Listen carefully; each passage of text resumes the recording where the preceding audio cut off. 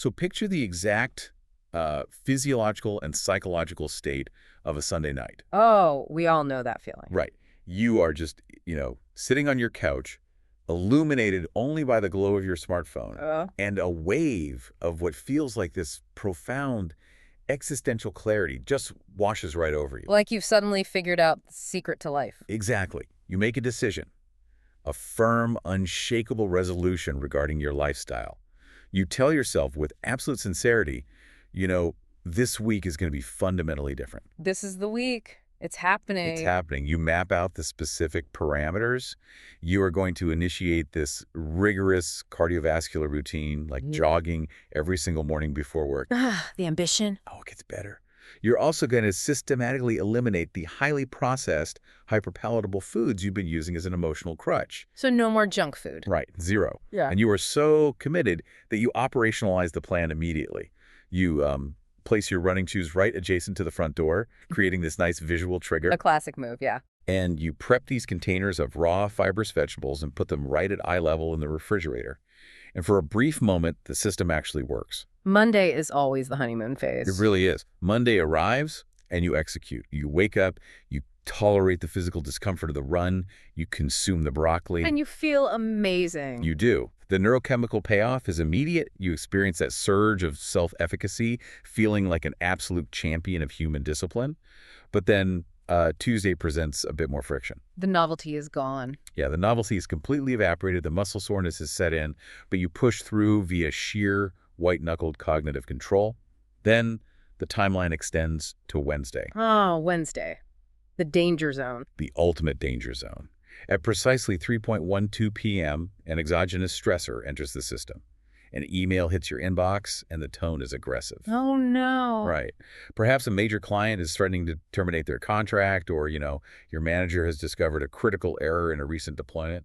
Your autonomic nervous system responds immediately. Cortisol just floods your bloodstream. Cortisol floods everything. Your heart rate elevates. Your prefrontal cortex, which is the logical planning center of your brain, begins to downregulate. Because your threat detection systems are totally taking over. Exactly. And suddenly, time just seems to skip. It is 3:45 p.m. The acute panic has subsided into a dull, throbbing anxiety, and you find yourself back on that identical couch. And the workout is history.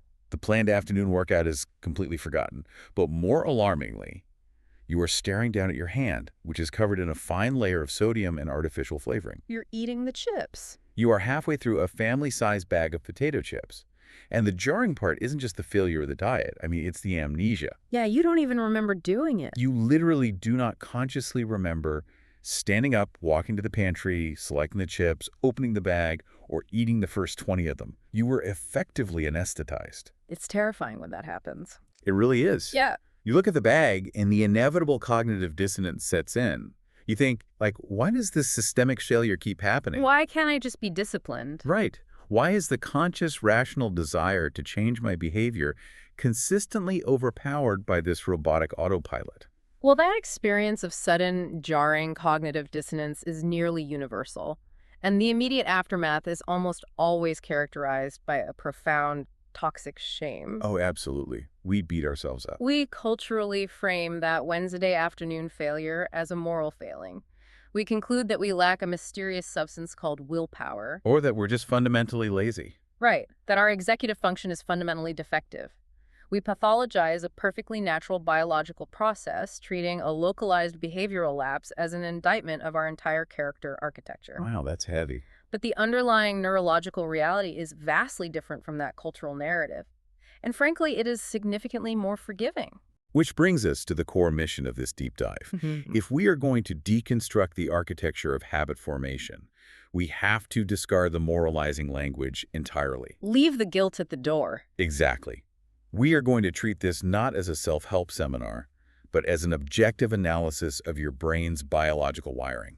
And that's so important for you listening because the goal today is to replace the guilt you feel over a perceived lack of discipline with a rigorous, mechanistic understanding of neurobiology. We are taking the foundational research on behavioral psychology and neurology, and we're synthesizing it into a structured, 4-week analytical framework. A roadmap for complete beginners. Yes, a complete roadmap. We are looking at the exact methodologies clinical psychologists and neuroscientists use to map out behavioral loops, and we are going to explore how you can fundamentally rewire your own basal ganglia. What's fascinating here is that the crucial paradigm shift we need to establish immediately is regarding the nature of that Wednesday afternoon failure. Right, the potato chip amnesia. Exactly. When you find yourself unconsciously consuming those potato chips, your brain is not malfunctioning. It is not failing you. Wait, really? It feels like a massive failure. It feels like it, yeah. But it is, in fact, executing its evolutionary programming with terrifying efficiency. Okay, you have to unpack that. Sure. The human brain is an incredibly energy-hungry organ.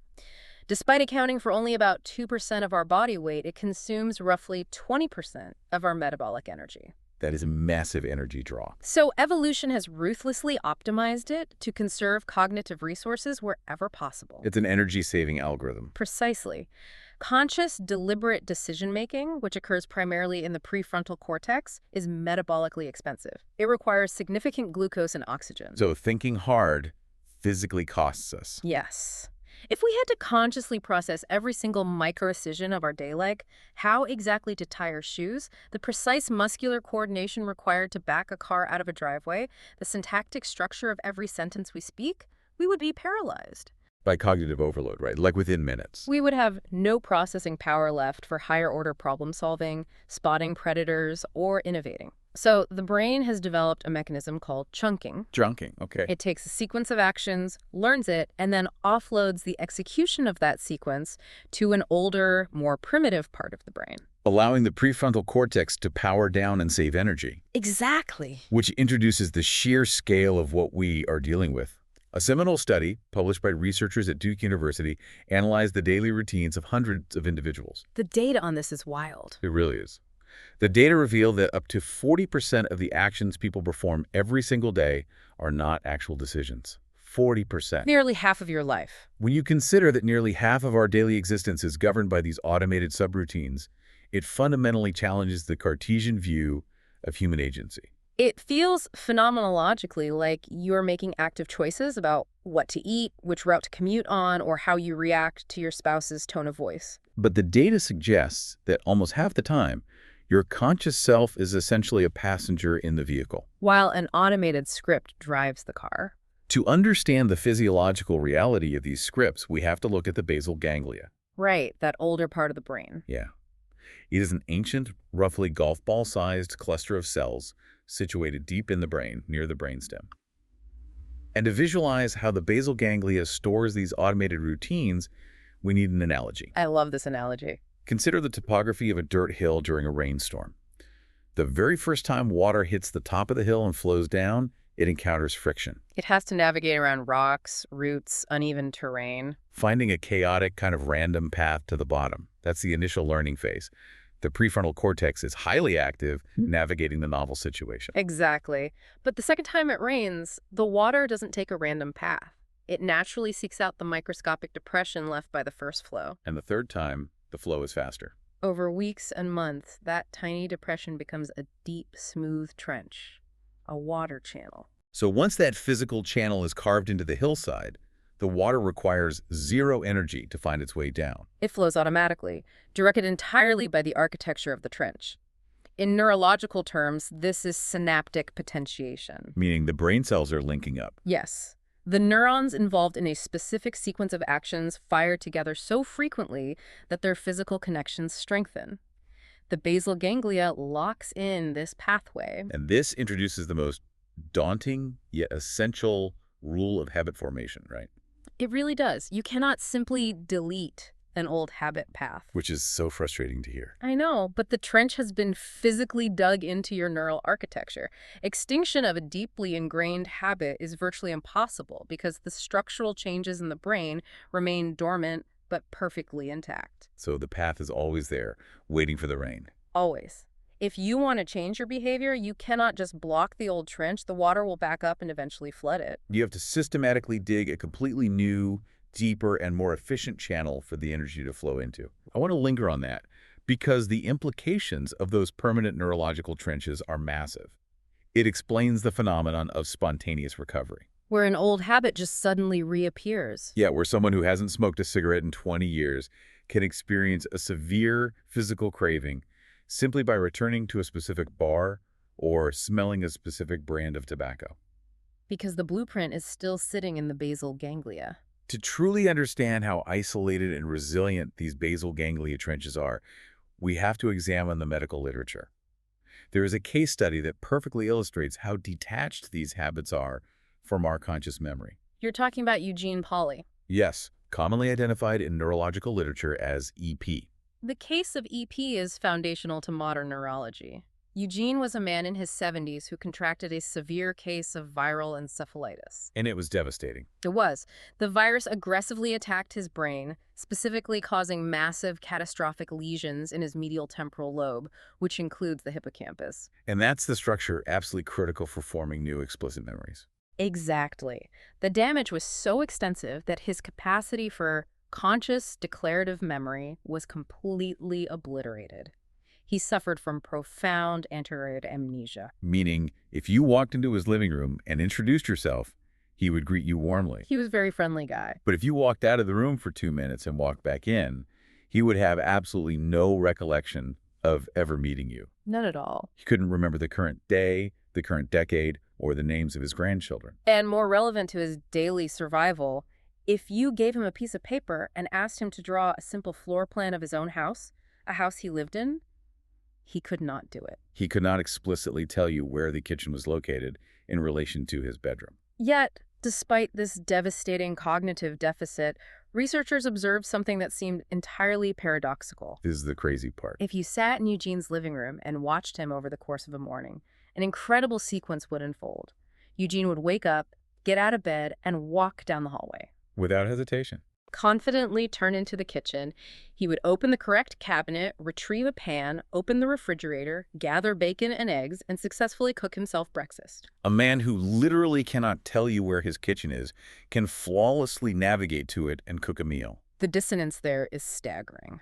How is that physically possible? It is possible because the virus that destroyed his medial temporal lobe did not damage his basal ganglia. Ah, the water channels were untouched. Precisely. His conscious, explicit memory was gone, but his implicit, procedural memory, his habit trenches, were perfectly intact. So when Eugene woke up, the environmental trigger of morning light and a specific level of hunger just activated the basal ganglia. The prefrontal cortex wasn't required to consult a map of the house. The basal ganglia simply initiated the automated physical subroutine of walking to the kitchen and cooking. It is the ultimate proof that a habit can execute completely independently of conscious thought. Eugene was, in those moments, operating entirely on a closed neurological loop. Which leads us to the internal mechanics of that loop. Yeah. How does the basal ganglia structure these automated scripts? The architecture is universally a three-part mechanism. It is elegantly simple. First, there is the cue. The trigger? Right, this is the exogenous or endogenous trigger. It is the specific sensory input that signals the basal ganglia to take over and tells it which specific tape to play. It is the rain hitting the top of the hill. Second, there is the routine. This is the behavior itself. And it's important to note that a routine isn't just physical, like eating a cookie or tying a shoe. Routines can be thoughts, right? Yes, highly complex cognitive patterns like a specific self-deprecating thought process or an emotional subroutine like responding to perceived criticism with immediate anger. Another. Third, and critically, is the reward. This is the neurochemical payoff. The good stuff. The dopamine or endorphin release that signals to the basal ganglia. This specific sequence was highly beneficial for our perceived survival or comfort. Encode this. Remember this exact cue routine combination for the future. Exactly. Cue, routine, reward. Repeated over time, the sequence becomes deeply intertwined until the behavior becomes involuntary. But you know, a cue, a routine, and a reward existing in a vacuum don't fully explain the overwhelming visceral power of a habit. No, they don't. They don't explain why you feel an agonizing compulsion to check your phone when it buzzes, or why a smoker will endure a blizzard just to buy a pack of cigarettes. There has to be a driving force, an engine that powers the loop and makes it resistant to cognitive override. You are identifying the missing variable, which is neurological craving. Craving. Yes. If we connect this to the bigger picture, The habit loop only transitions from a simple learned sequence into an overpowering compulsory habit when the brain begins to anticipate the reward before the routine is even executed. Anticipation. So the timeline of the neurochemical release actually shifts. Let's look at the foundational research on this, specifically the work done by neuroscientist Wolfram Schultz in the 1990s involving a macaque monkey named Julio. Oh, the Julio experiment is wild. Schultz's experiments with Julio fundamentally altered our understanding of dopamine. The experimental setup was relatively straightforward. Julio was positioned in a chair within a sterile lab environment, facing a computer monitor. And he had a small tube positioned near his mouth, right? Correct. The task was simple.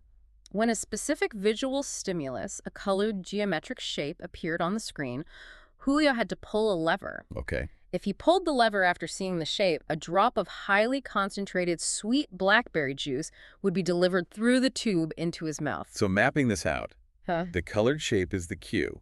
Pulling the lever is the routine. The blackberry juice is the reward. Exactly. Schultz was monitoring the electrical activity of dopamine neurons in Julio's brain.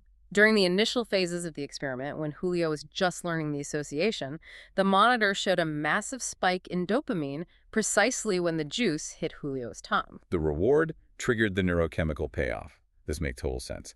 The brain experiences pleasure upon receiving a high-calorie reward. But the breakthrough happened as they repeated the experiment hundreds of times. The neurological data began to shift in a way that completely defied the previous understanding of how pleasure centers operated. Right. As Julio mastered the habit loop, the dopamine spike stopped happening when he received the juice. Instead, the dopamine spiked the exact millisecond the colored shape appeared on the monitor. The brain was experiencing the neurochemical rush of the reward before the action was taken, before the juice was consumed. The cue itself triggered the dopamine. This is the essence of neurological craving. Dopamine, we learned, isn't just a chemical of pleasure. It is a chemical of anticipation, motivation, and action orientation. Because once the brain learned that the cue reliably led to the reward, it started releasing the dopamine early to motivate the physical action required to get the reward. And the dark side of this mechanism, what Schultz termed reward prediction error, is terrifyingly powerful. Yeah, what happened when they showed Julio the cue triggered the dopamine spike. Julio pulled the lever, but the researchers intentionally withheld the juice. The neurological monitoring showed an immediate, sharp drop in dopamine levels, plunging well below the baseline. He crashed. Hard. Subjectively, Julio experienced profound frustration, anger, and distress. He would become agitated, vocalizing his displeasure. The anticipation had created a literal biological requirement for the reward. If the craving was not satisfied, it resulted in a state of acute neurochemical deficit. Julio would become fixated on the screen, ignoring all other stimuli in the room, desperately pulling the lever to satisfy the craving that the cue had initiated. This mechanism, this premature dopamine spike, explains so much about modern consumer architecture. We are living in an environment engineered to weaponize Julio's lever. Oh, constantly. Think about the spatial design of a Cinnabon store in a shopping mall. That is the perfect example. If you analyze a standard food court, you have the pizza place, the burger place, the teriyaki place, all clustered together. But Cinnabon is almost always intentionally exiled. They negotiate leases to place their kiosks as standalone structures in long, high-traffic corridors. Away from the competing olfactory noise of other restaurants. And why? Because their primary marketing vector is airborne. They want the scent of baked dough and cinnamon to travel unimpeded down that hallway. That scent is the cue. Before you are even within visual range of the kiosk, the olfactory receptors in your nose, which have a direct, unmediated neural pathway to your limbic system, detect the molecules. And instantly, your basal ganglia recognizes the cue and triggers a massive dopamine spike. Your brain anticipates the sugar and fat rush. By the time you actually see the blue and white logo, you are already in a state of neurological craving. You aren't making a rational caloric decision. No.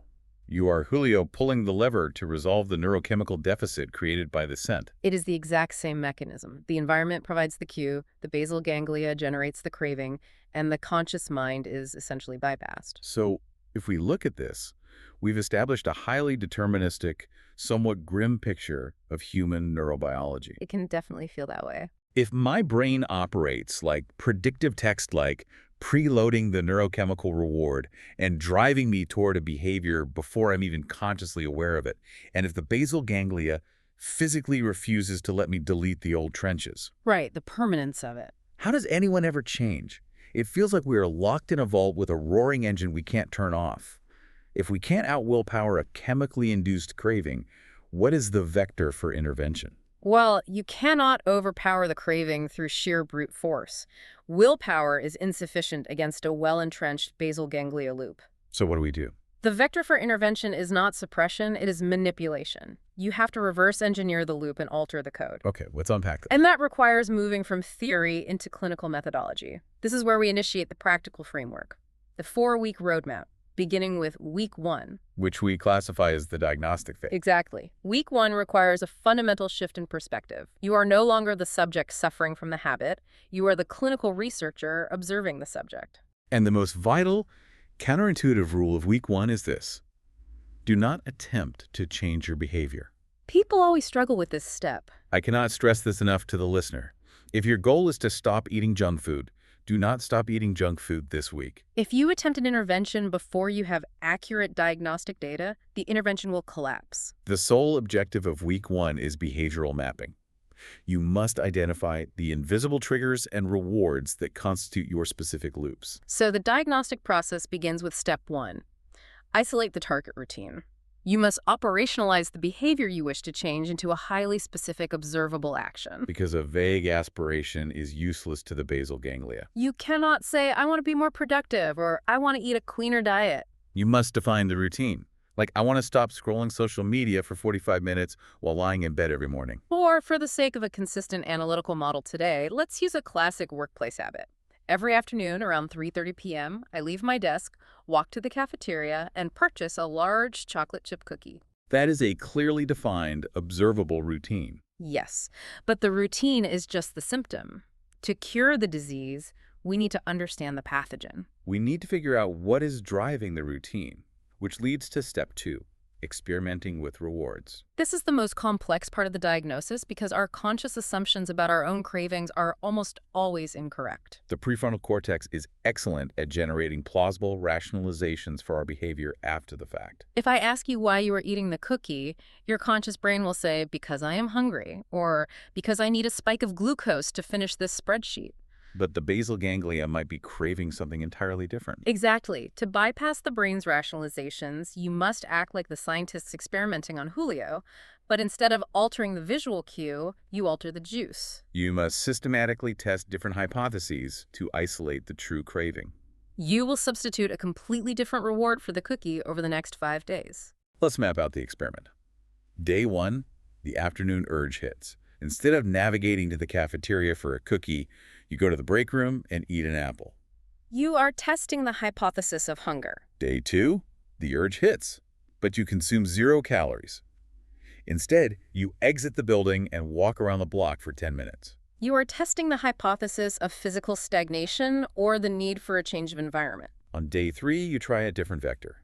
When the urge hits, you walk over to a colleague's cubicle and engage in 10 minutes of idle gossip, then return to your desk. You are testing the hypothesis of social stimulation. Day 4, you consume a cup of black coffee. You are testing the hypothesis of a caffeine or energy deficit. So you execute these variations. But how do you quantify the results? How do you know which hypothesis is correct? You utilize a clinical tool known as the 3-word awareness test, combined with a delayed evaluation. Okay, how does that work? Immediately upon concluding the substitute reward, the exact moment you sit back at your desk after gossiping or after eating the apple, you must write down the first 3 words that surface in your consciousness. They do not need to be profound, right? No, they can be sensory details, emotional states, or random objects. You might write, relieved, spreadsheet, window. What is the neurological purpose of writing 3 random words? It seems, a bit extraneous. It is actually a vital cognitive interrupt. Writing requires language processing and motor coordination, which forces the prefrontal cortex to momentarily re-engage. Oh, so it snapped you out of the basal ganglia's automated stupor. Exactly, and forces a micro moment of conscious, present awareness. Got it. Once you have written the words, you initiate the evaluation phase. You set an alarm for exactly 15 minutes. Why the 15-minute delay? Because the neurochemical half-life of a craving requires time to dissipate.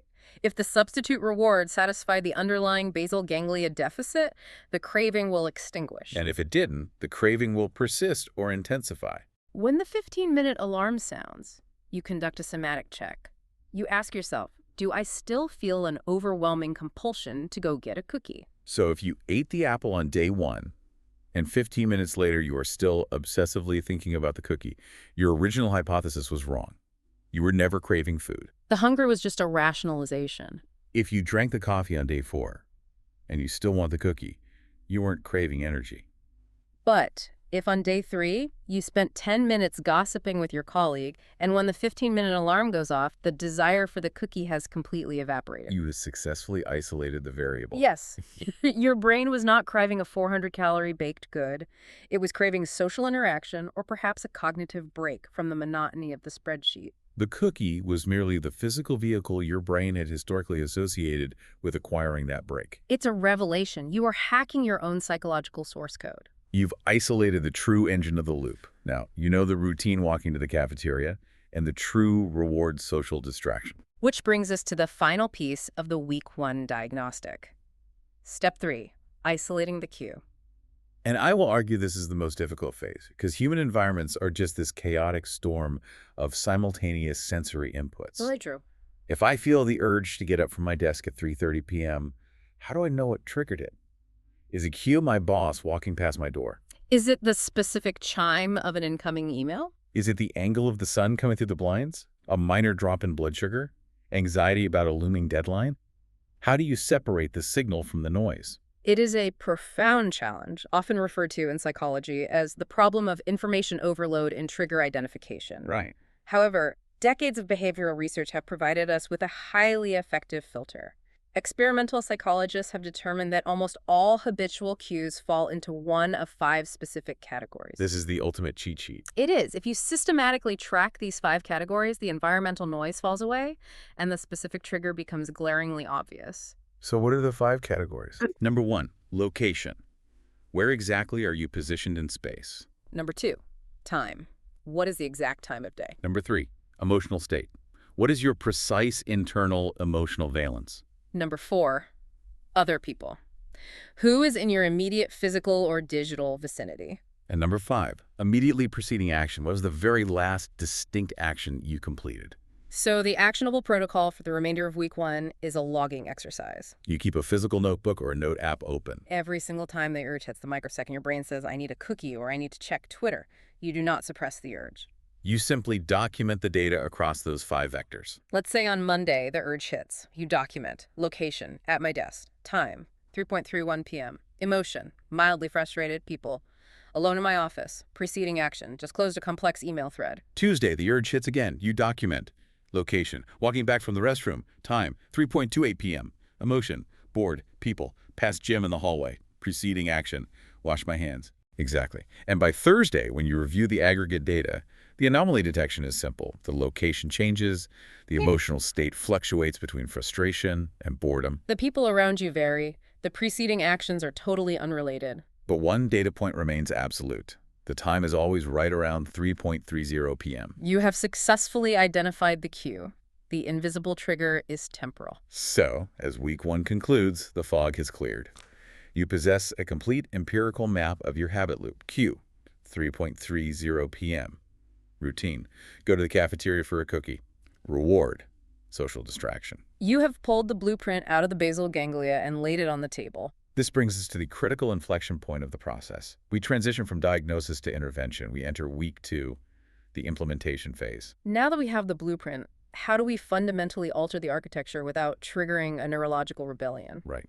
The intervention relies entirely on what clinical neurologists refer to as the golden rule of habit change. The absolute core of it all. This rule is the foundational operating principle of all successful behavioral modification, from weight loss programs to addiction rehabilitation. So what is the golden rule? It states, to successfully change a habit, you must keep the original cue, and you must deliver the original reward, but you must insert a new W routine into the loop. You don't destroy the loop, you hijack it. You use the brain's existing momentum against itself. That's brilliant. If you attempt to simply suppress the routine, saying, when 3:00 p.m. hits, I will just sit at my desk and suffer, The basal ganglia will generate an escalating neurochemical craving. A craving for that social distraction that eventually overpowers your prefrontal cortex. You experience an extinction burst where the craving becomes agonizing. Instead, you satisfy the equation. To illustrate the clinical application of this, consider the case study of Mandy, a patient who underwent habit reversal therapy,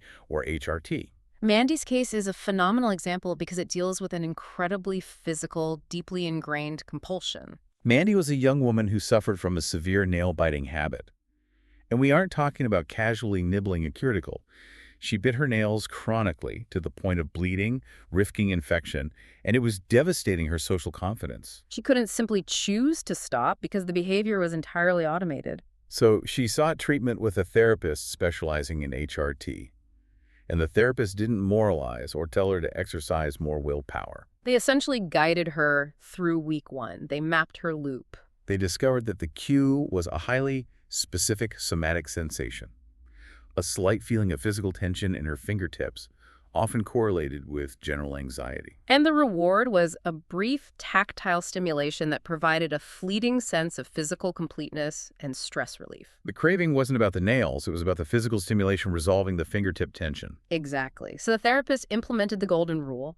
They constructed what is known as a competing response. How did that work? The therapist instructed Mandy that the absolute millisecond she felt that familiar tension in her fingertips, the cue she was to execute a new, physically incompatible routine. Like what? She was told to immediately thrust her hands deep into her pockets or physically grip the armrests of her chair, locking her arms in place. Making the original routine mechanically impossible. Yes, but that alone is just suppression. To complete the golden rule, she had to satisfy the craving for physical stimulation. Right, the reward. So, while her hands were in her pockets or gripping the chair, she was instructed to rub her forearm or wrap her knuckles against the wood. Let's review that. Cue. Tension in fingertips. New routine. Lock hands and rub arm. Old reward. Tactile physical stimulation. The elegance of that intervention is stunning. The basal ganglia still registers the cue, and it still receives the neurochemical reward it was seeking, but the destructive vector of the nail biting has been cleanly excised and replaced. And the clinical outcomes reflect this. Within weeks, Mandy's nail biting was vastly reduced. Eventually, the new routine became the default automated path. She had dug a new water channel. So how do we operationalize this for you, the listener, in week 2? Step 1 is to formally draft your habit formula. In psychological literature, this is known as formulating an implementation intention. This involves Peter Gallwitzer's research on if-then planning. You don't just hold the idea in your head. You write out a highly specific syntactical formula. The structure is rigid. When I encounter CUE, I will immediately execute new routine because it will provide reward. Applying this to our 3.3 PM cookie habit, the implementation intention would read, when the clock strikes 3:03 p.m., I will immediately stand up and walk to Jim's desk to chat for 10 minutes, because it will provide the social distraction I am craving. The act of writing this down is not merely symbolic. It is a neurological mechanism. By establishing an if-then contingency plan before the cue actually occurs, you are preloading the decision into your premotor cortex. So when 3:33 arrives and you are experiencing cognitive fatigue from a long workday, you do not have to expend precious metabolic energy deciding what to do. The decision has already been computed. You simply execute the pre-written script. Which introduces a critical concept and step 2 of our week 2 protocol. We need to have a serious, nuanced discussion about the resource that is supposedly depleted at 3:30 p.m. Willpower. Yes, willpower. This is the 4th major lesson from the foundational research, and it fundamentally alters how we view self-discipline. The traditional theory posits that willpower is a finite, fatigable resource that operates mechanically like a muscle. Wait, I thought willpower was just a personality trait. You either have it or you don't. You're saying I can literally tire it out. Yes, if you use it on boring tasks during the day, you won't have it for important goals at night. However, just like a muscle, you can strengthen it through practice. But I want to push back on this, or at least force us to clarify it, because the field of psychology has been in a state of civil war over this exact concept. The ego depletion debate. Exactly. For decades, the dominant paradigm was Roy Baumeister's theory of ego depletion. Baumeister famously did the experiment where people had to resist eating fresh chocolate chip cookies and eat radishes instead. And subsequently, they gave up much faster on a frustrating puzzle. Right? The conclusion was that willpower is literally tied to blood glucose levels. You use it, you lose it, and you have to rest or eat to get it back. But in recent years, a massive replication crisis hit psychology. Huge. Large-scale meta-analyses, like those led by Martin Hager, failed to replicate the ego depletion effect consistently. Some modern cognitive scientists argue that willpower isn't a finite tank of gas that runs empty. Rather, it's a shift in motivation and attention. You don't run out of willpower, you just get bored, and your brain shifts its priorities from have-to-do tasks to want-to-do tasks. So how do we reconcile this intense academic debate with the practical advice of treating willpower like a muscle? It is an essential caveat, and you are absolutely right to highlight the nuance of the ego depletion debate.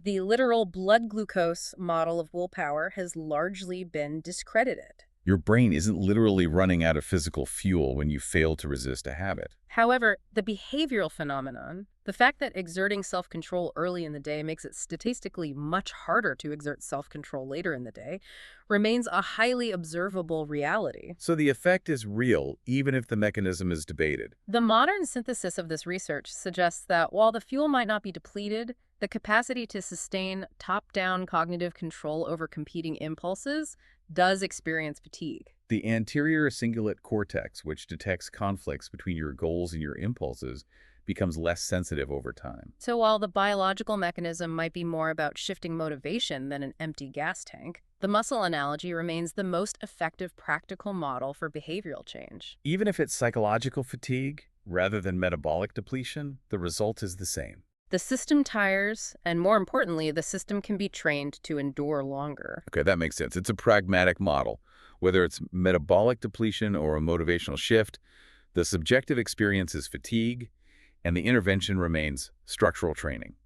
So if we accept the premise that our capacity for sustained self-regulation can be expanded, that we can strengthen the muscle, how do we actually go to the willpower gym? That is step 3 of week 2.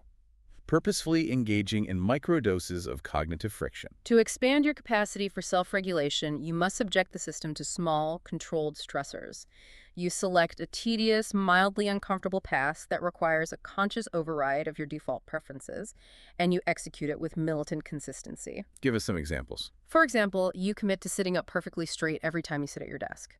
Or you commit to tracking every single cent you spend in a physical ledger for 2 weeks. Or you mandate that you will put on your running shoes before you pour your morning coffee, even if you do not intend to run. At face value, that sounds completely disjointed. Yeah, if my primary goal is to stop drinking heavily on the weekends, how does tracking my coffee purchases in a ledger help me achieve sobriety? It works through a phenomenon known as structural spillover. Structural spillover. Let's dig into that.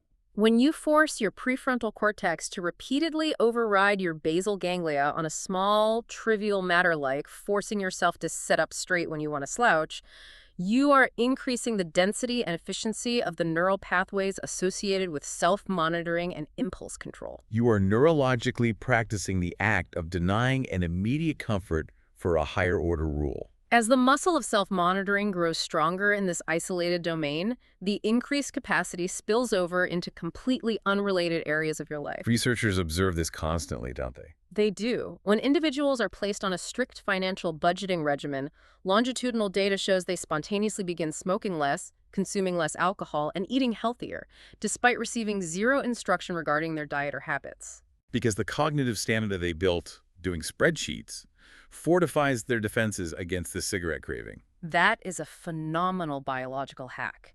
You build the defensive armor in a low-stakes environment so it's ready to deploy in a high-stakes environment. But let's introduce some realism here.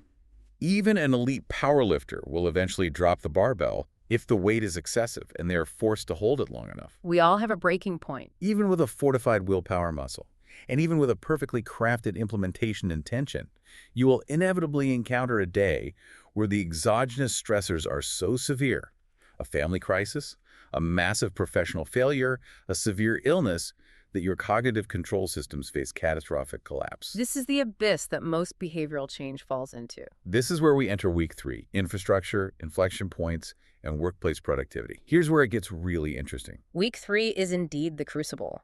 Weeks 1 and 2 are theoretical and controlled. Week 3 is about surviving the chaotic reality of human existence. Because the primary objective of week 3 is the identification and management of inflection points. An inflection point is the exact micro moment of maximum friction within a behavioral loop. It is the precise second where the pain of executing the new routine or the temptation of the old routine peaks and your prefrontal cortex begs to surrender control back to the basal ganglia. It's the moment your alarm goes off at 4:30 a.m. You hear sleet hitting the window, the room is freezing, and the warmth of the duvet is overwhelming. That split second is the inflection point. If you are relying on in-the-moment willpower to decide whether to get up or hit snooze, you have already lost. The basal ganglia will win 99 times out of 100. Precisely. If you do not possess a highly specific, heavily rehearsed subroutine designed specifically for that inflection point, you will revert to the path of least resistance. To understand how to systematically immunize against inflection points, we have to look at the organizational psychology of Starbucks. Starbucks is nominally a coffee company, but structurally it functions as one of the largest cognitive behavioral training institutions on the planet. They routinely hire massive cohorts of young adults, many of whom are entering their first professional roles, and many of whom come from chaotic or low-structure backgrounds. Right. The research highlights a composite profile of an employee named Travis. Let's talk about Travis. His background was unstable. Before Starbucks, his professional history was characterized by abrupt terminations. His primary behavioral issue was his inability to navigate inflection points. The moment an environment became emotionally hostile, for instance, a customer aggressively complaining about a service error, Travis's cognitive control would fail. He would experience an amygdala hijack, interpret the aggressive customer as a personal threat, and respond with reciprocal anger, or simply walk off the job. He lacked the neurological armor to withstand the inflection point of an angry customer. Starbucks realized early in its corporate expansion that they could not rely on the inherent untrained willpower of a massive retail workforce to maintain their brand standard of relentless customer service. They couldn't just tell employees to be nicer or stay calm. They had to engineer a biological safety net. They had to institutionalize a habit loop specifically designed for the screaming customer. They developed a highly structured response protocol called the LET method. It's an acronym, right? Yes. It dictates the exact behavioral sequence an employee must execute when faced with a hostile customer. Listen to the complaint, acknowledge the customer's frustration, take immediate action to rectify the situation, thank the customer for their feedback, and explain why the error occurred. Listen, acknowledge, take action, thank, explain. But just handing a teenager a laminated card with an acronym on it doesn't change their basal ganglia. How did they embed it? Through relentless, repetitive simulation. In Starbucks training centers, employees do not just read the latte method, they role-play it endlessly. A manager will scream at them, simulating an irate customer complaining about a burned latte. And the employee must execute the latte sequence. They do it dozens, perhaps hundreds of times. They are physically carving the water channel. By the time Travis is on the floor and a genuine customer begins shouting at him, the biological sequence is locked in. The cue is the screaming customer. Previously, that cue triggered the routine of panic or anger. Now the cue triggers the automated latte subroutine. Travis's prefrontal cortex doesn't have to rapidly calculate how to de-escalate the situation while managing a cortisol spike. His basal ganglia simply hits play on the lat script. The habit becomes his emotional armor, allowing him to navigate the inflection point without depleting his willpower. It's essentially programming a macro command into a human operating system. If system encounters parameter hostile customer, execute script latte. So translating this to the listener's week 3 protocol, you must pre-mortem your new habit. You must look at your implementation intention and ask yourself, at what exact second will this be the most agonizing? If your goal is to jog in the morning, the inflection point is the alarm. You must write a latte method for that second. When the alarm sounds, I will not allow myself to evaluate the temperature of the room. I will immediately rotate my hips and place my feet on the floor before I open my eyes. You script the macro for the pain point? Now, this concept of designing automated systems to manage chaos scales dramatically. If we broaden the lens from individual psychology to macroeconomics, we see that massive organizations utilize these exact principles to restructure entire corporate cultures. Which brings us to the third major lesson from the foundational literature. the concept of keystone habits. A keystone habit is an organizational or individual behavior that, while seemingly isolated, possesses a disproportionate gravitational pull. It is a single habit that, once altered, initiates a cascading chain reaction of structural spillover, disrupting and realigning adjacent habits throughout the entire system. It is the foundational domino. The quintessential case study of keystone habits in organizational behavior is the tenure of Paul O'Neill at Alcoa, the aluminum company of America. And we need to delve deeply into the context here because the magnitude of what O'Neill accomplished is staggering. In October 1987, Alcoa was an industrial titan in severe decline.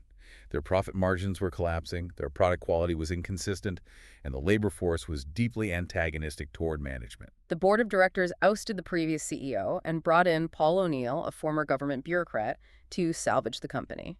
O'Neill's introductory press conference with Wall Street analysts and major shareholders in Manhattan is legendary. The investors were expecting the standard corporate turnaround rhetoric.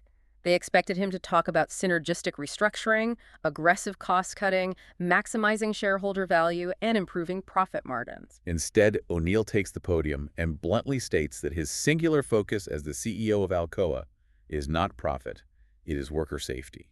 He announces his intention to make Alcoa the safest company in America with a goal of 0 workplace injuries.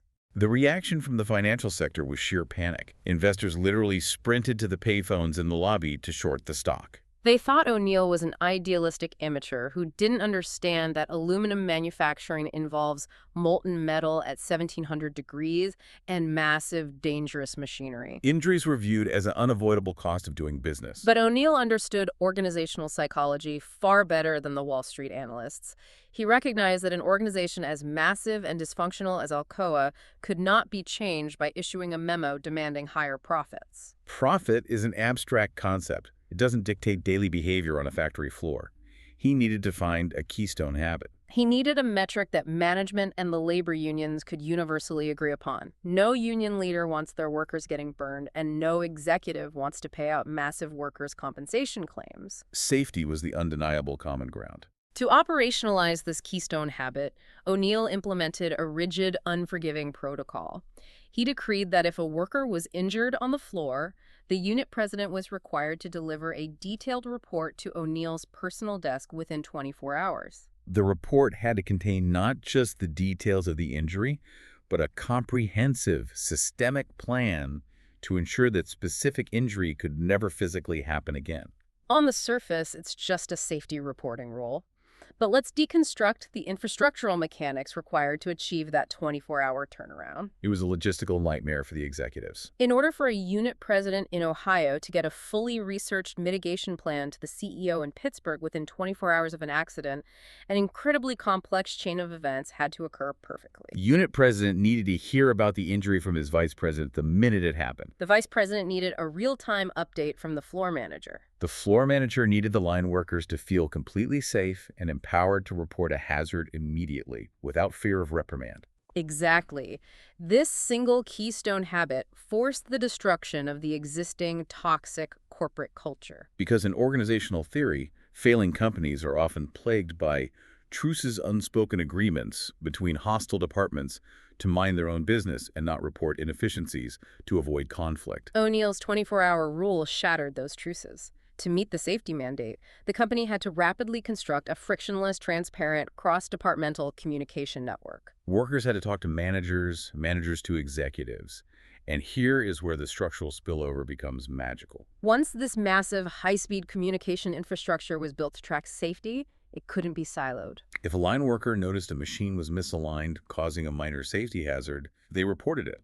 The machine was fixed. But a misaligned machine also produces defective aluminum. By fixing the safety hazard, they inadvertently fixed a quality control issue.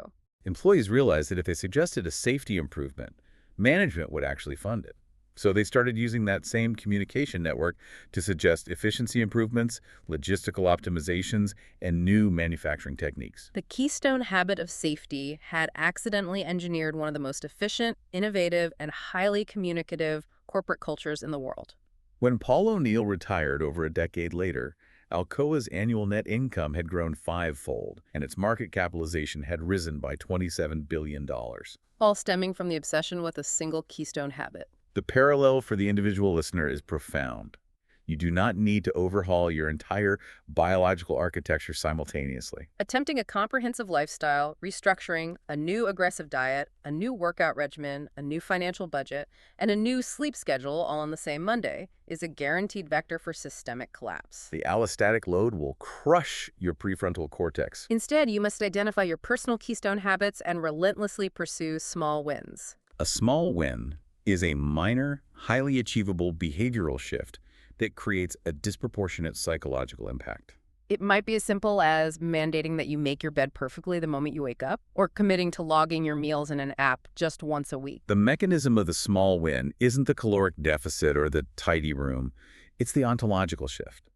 Achieving a small win creates an immediate neurochemical momentum. It alters your internal narrative. You look at the made bed and subconsciously process, I am an individual capable of executing a disciplined routine. That shift in self-perception lowers the friction for the next positive choice later in the day. The dominoes begin to fall. This leads us to the ultimate horizon of behavioral modification. You've mapped the triggers in week 1, you've hacked the loop with implementation intentions in week 2, you've planned for the inflection points and initiated small wins in week 3. But how do you prevent entropy? How do you ensure that 2 years from now, a catastrophic life event doesn't wash away the new water channel and send you spiraling back into the old trench? We enter week 4, integration, community, and the identity shift. Week 4 forces us to confront the limitations of pure mechanistic neuroscience. While the mechanics of the basal ganglia explain how a habit functions under normal operating conditions, they do not fully account for what happens during moments of extreme, catastrophic stress. The clinical data reveals a sobering reality. Even perfectly engineered habit loops, supported by robust implementation intentions, can and often do shatter when an individual is exposed to severe trauma. The sudden loss of a spouse, a devastating financial ruin, or a severe medical diagnosis. The stress hormones simply override the new neural pathways, and the individual reverts to the deepest, oldest comfort trenches. The alcoholic drinks, the smoker smokes. To inoculate the system against catastrophic failure, a 5th variable is required. This is the 5th major lesson, the absolute necessity of belief. Let me push back on this terminology heavily because I know our listeners will be skeptical. I get that. The moment we introduce the word belief into a rigorous neurological framework, it sounds like we are pivoting into pop psychology or magical thinking. It does sound like a motivational poster. Right. It sounds like the advice is just visualize success or believe in yourself, which borders on toxic positivity. Albert Bandura's concept of self-efficacy is one thing, but belief sounds scientifically vacuous. Are we suggesting that cognitive dissonance during trauma can simply be wished away? It is a vital distinction. We're absolutely not referring to belief as a solitary mystical exercise in positive thinking.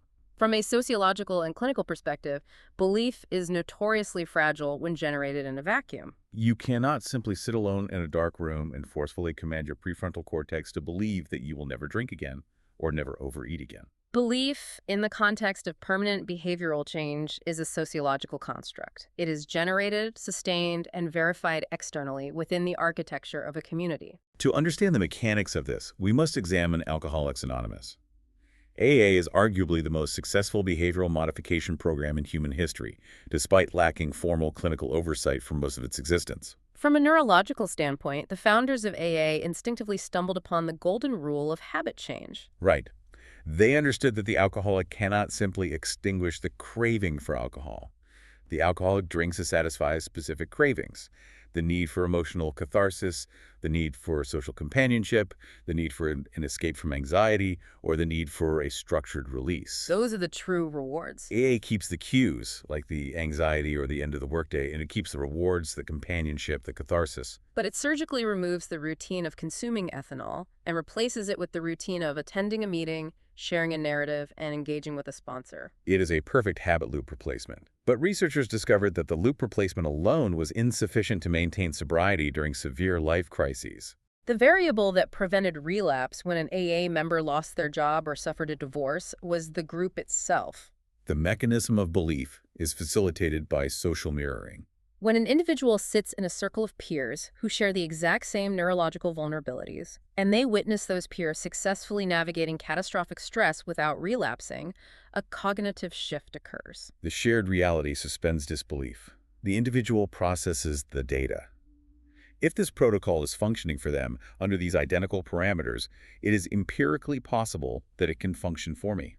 The belief is effectively outsourced to the collective until the individual's internal capacity is strong enough to bear the load. And sociological research expands on this. Mark Granovetter's seminal work on social networks details why community is so vital for maintaining behavioral momentum. It isn't just your immediate family and closest friends, your strong ties that keep you anchored. Often, your strong ties are the most resistant to your behavioral changes because it disrupts their established social equilibrium with you. The true power lies in weak ties. Weak ties. Let's define that. Weak ties are the peripheral relationships in your social network, the acquaintances in your local running club, the people you nod to at the 6 a.m. CrossFit class, the familiar faces in a community garden project. You may not know their personal histories, but you share a common behavioral pursuit. These weak ties generate a subtle, pervasive web of social obligation and shared identity. When your alarm goes off for that 6 a.m. class and your willpower muscle is fatigued, the anticipation of the absence of a weak tie, the thought that the instructor or the guy on the bike next to you will notice you aren't there, provides the final neurochemical nudge required to execute the routine. Which culminates in the ultimate objective of week 4 and the final state of behavioral transformation, the identity shift. The language you utilize internally must undergo an ontological transition. In week 1, you are operating under the paradigm of effort. Your internal narrative is, I'm a person who is trying very hard to run every morning. That implies an ongoing battle. It implies that the behavior is external to your core self.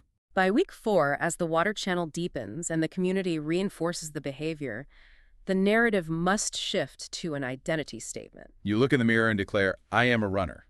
It sounds like a semantic trick, but neurobiologically, it is profound. When a behavior is integrated into your core identity, it ceases to be a decision that requires willpower. A person who is trying to quit smoking views a cigarette as a constant, agonizing temptation requiring active cognitive resistance. A person whose identity is, I am a non-smoker, views a cigarette as a completely irrelevant object. Non-smokers do not debate whether to smoke. The action is simply incongruent with their reality. Adopting the identity provides the ultimate cognitive armor against the craving. It is the final synchronization between the automated basal ganglia loops and your conscious executive self-perception. However, we must provide a final pragmatic safety net, because even with a map loop, a strong implementation intention, an engaged community, and an identity shift, human systems are imperfect. Habit loops will occasionally falter. When a failure occurs, it is imperative not to revert to the toxic shame we discussed at the beginning. Instead, you deploy an analytical tool derived from manufacturing, known as the root cause audit, or the 5 whys, pioneered by Sekichi Toyota. I love the 5 whys. It's an exercise in relentless, almost childlike interrogation of your own failures. It prevents you from accepting superficial excuses. Let's trace a failure scenario. Your goal is the morning run. Wednesday morning, you hit the snooze button and skip the run. You feel the shame creeping in. You stop and you deploy the audit. You ask the first why. Why did my morning run fail today? Answer, because I hit the snooze button and went back to sleep. You ask the second why. Why did I hit the snooze button? Answer, because I was experiencing profound physical exhaustion. You ask the third why. Why was I physically exhausted? Answer, because my sleep architecture was compromised. I slept poorly. You ask the fourth why. Why did I sleep poorly? Answer, because I was physiologically agitated, scrolling through stressful news feeds on my phone until 1:00 a.m. You ask the fifth why. Why was I scrolling on my phone in bed? Answer, because I lack a structured cognitive wind-down routine to transition my brain from the hypervigilance of the workday to a state of parasympathetic rest. And there you hit bedrock. The analysis exposes the true systemic bottleneck.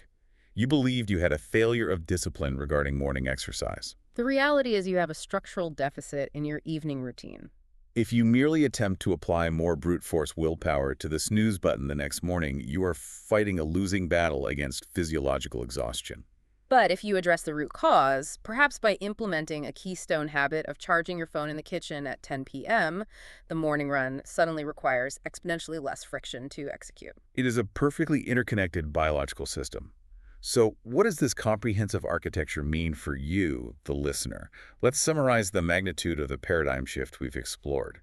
By deconstructing human behavior into the atomic components of cues, routines, and rewards, you realize that you are not a helpless victim of a defective character. Your basal ganglia is terrifyingly powerful, and its trenches are permanent, but it is fundamentally a programmable machine. You now possess the operator's manual. You know how to observe your behavior without moral judgment, utilizing the week 1 diagnostic phase to map your triggers using the 5 categories. You know how to manipulate the algorithm in week 2, employing the golden rule to substitute a new routine while honoring the original cue and reward, and locking it in with an implementation intention. You understand the mechanics of cognitive fatigue, how to train your self-regulatory capacity, and how to build LA-style macros for your highest friction inflection points in week 3. And you understand the sociological imperative of community, weak ties, and the ultimate necessity of an identity shift in week 4. You have been handed the neurological blueprints and the clinical tools. You are now equipped to initiate the remodeling of your own psychological infrastructure. Exactly. So, as we conclude this session, I want to assign you one highly specific, frictionless, actionable step. Just one. Do not attempt a massive lifestyle overhaul today. Do not throw out your pantry items or sign up for a marathon. Keep it simple. Simply do this. Open a blank document on your phone or keep a small piece of paper in your pocket.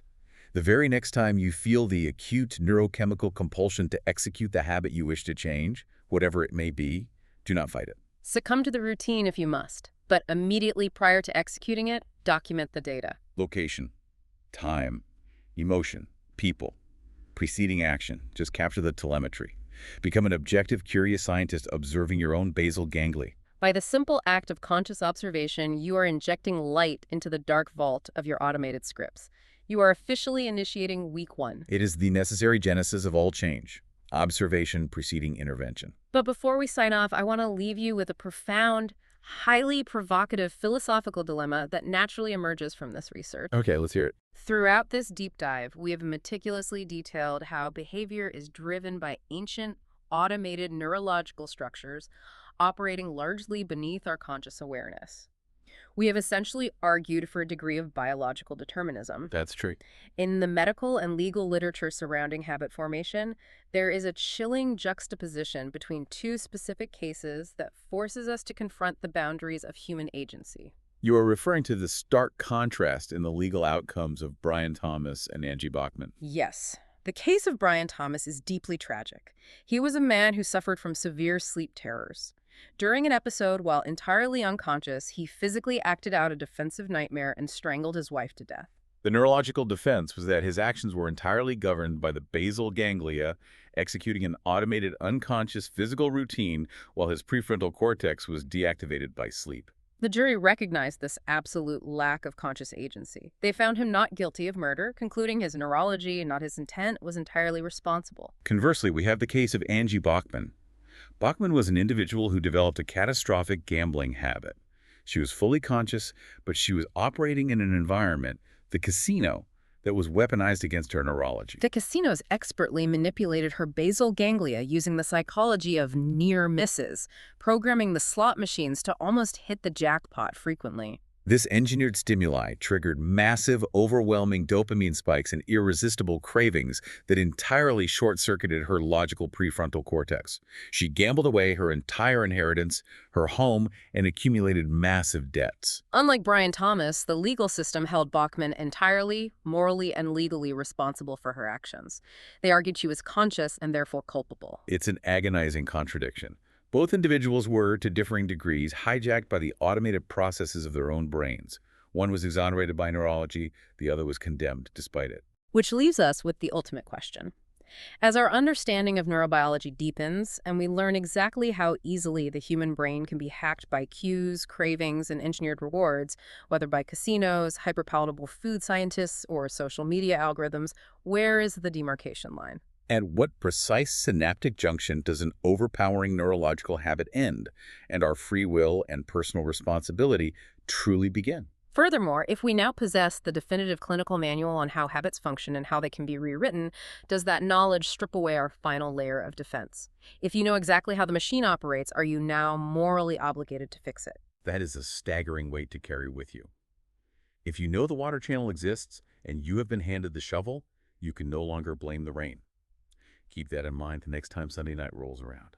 And when that Wednesday afternoon stress spike hits and you find yourself reaching for the potato chips, pause. Force the prefrontal cortex online. Feel the tension in your fingertips. Note the time on the clock. Observe the cue. You are not failing. Your biology is simply executing a script. And now you possess the power to rewrite the code. Thank you for joining us for this deep dive. Grab your notebook, start analyzing your telemetry, and start digging those new channels. We will see you next time.